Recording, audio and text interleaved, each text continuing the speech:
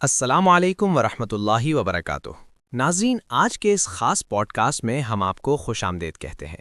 آج کل روزمرہ استعمال کی اشیاء جیسے perfume, body spray, face wash اور لوشن وغیرہ کے اجزاء میں اکثر الکوہل کی موجودگی کا ذکر ہوتا ہے۔ اس کی وجہ سے عوام میں کافی الجھن پائی جاتی ہے کہ کیا ان کا استعمال شرعاً جائز ہے۔ اس اہم موضوع پر بات کرنے کے لیے آج ہمارے ساتھ اسٹوڈیو میں موجود ہیں ممتاز عالم دین مفتی صابر محمود صاحب۔ خوش آمدید مفتی صاحب۔ وعلیکم السلام ورحمۃ اللہ۔ بہت شکریہ مفتی حسان صاحب۔ مفتی صاحب، ہم سیدھا موضوع کی طرف آتے ہیں۔ ہماری روزمرہ کی مصنوعات خصوصاً کاسمیٹکس اور پرفیومز میں جو الکوہل استعمال ہوتی ہے، شریعت اس بارے میں کیا رہنمائی کرتی ہے؟ کیا ہر قسم کی الکوہل حرام ہے؟ جی، یہ ایک بہت ہی اہم اور کثرت سے پوچھا جانے والا سوال ہے۔ الکوہل کی بنیادی طور پر 3 قسمیں ہیں۔ پہلی قسم وہ ہے جو انگور، کشمش، منقع یا کھجور سے بنائی جاتی ہے۔ یہ قسم بالاتفاق ناپاک اور قطعی حرام ہے۔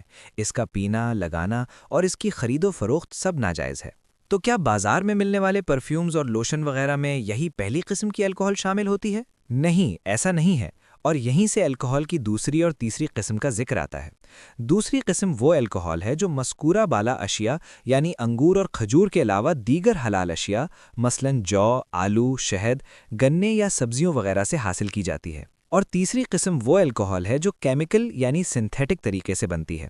امام ابو حنیفہ رحمہ اللہ کے نزدیک یہ دونوں قسمیں اس شرط پر جائز ہیں کہ وہ نشہ آور نہ ہوں اور پاک ہوں۔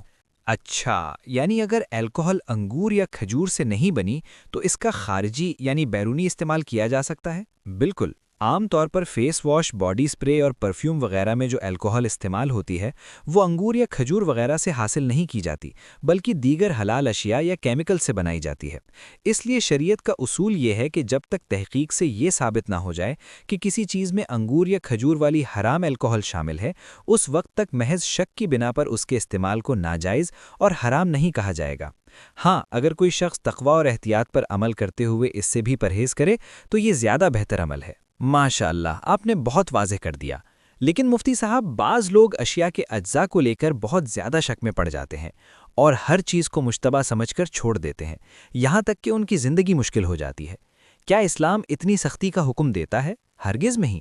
شریعت میں اشیاء کے حوالے سے بنیادی اصول اباحت یعنی جائز ہونے کا ہے۔ جب تک کسی چیز میں حرام جز کے شامل ہونے کا یقینی علم نہ ہو جائے تب تک اسے ناجائز یا حرام نہیں کہا جا سکتا۔ احادیث میں جن مشتبہات سے بچنے کا حکم ہے، اس کا مطلب یہ نہیں کہ انسان خواہ مخواہ اپنے آپ کو مشقت میں ڈال دے اور ہر چیز پر بلا وجہ شک کرنے لگے۔ تو پھر احتیاط کا درست طریقہ کیا ہونا چاہیے، خاص طور پر ان اشیاء میں جو غیر مسلم ممالک سے آتی ہیں؟ جو مصنوعات غیر مسلم ممالک سے درآمد کی جاتی ہیں اور ان میں حرام جیلاٹین، رینٹ یا حرام الکوہل کا شبہ ہو تو ان کی ضرور تحقیق کرنی چاہیے۔ آج کل حلال سرٹیفیکیشن کے مستند ادارے موجود ہیں، ان کا لوگو دیکھ کر مصنوعات خریدی جا سکتی ہیں۔ لیکن اگر کسی چیز کا حلال یا حرام ہونا بالکل واضح نہ ہو تو از خود اسے حرام قرار دینے کے بجائے علماء کرام سے اس کا شرعی حکم معلوم کر لینا چاہیے۔ بہت شکریہ مفتی صابر محمود صاحب، آپ نے قرآن و سنت اور فقہ حنفی کی روشنی میں اس پیچیدہ مسئلے کو بہت ہی آسان فہم انداز میں عوام تک پہنچا دیا۔